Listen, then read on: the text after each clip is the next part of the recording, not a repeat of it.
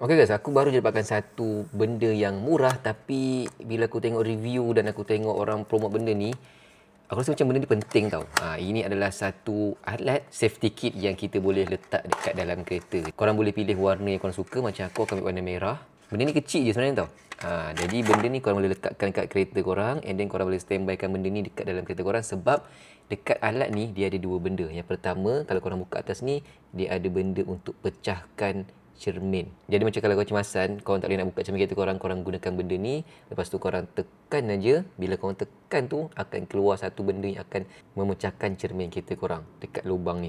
Korang tekan kuat-kuat, nanti akan keluar satu benda tajam kat tengah-tengah ni, dan dia akan pecahkan cermin. Sebenarnya dia ada bagi satu cermin juga tau dalam ni. So cermin ni adalah untuk kita test.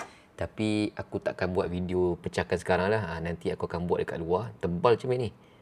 Aku akan buat dan aku akan tunjukkan dekat video lain. Lepas tu yang kedua pula, dekat bahagian sebelah ni, kalau korang tengok, dia ada satu alat untuk kita potong tali pinggang keledar kita kalau kecemasan. Kadang-kadang bila kecemasan kita nak buka tali pinggang keledar tu, tersekat ke apa benda ke kan. So gunakan je benda ni untuk potong tali pinggang keledar kita. Yang memotong tali pinggang keledar ni aku tak boleh nak buat demo sebab sayang kot tali pinggang keledar aku.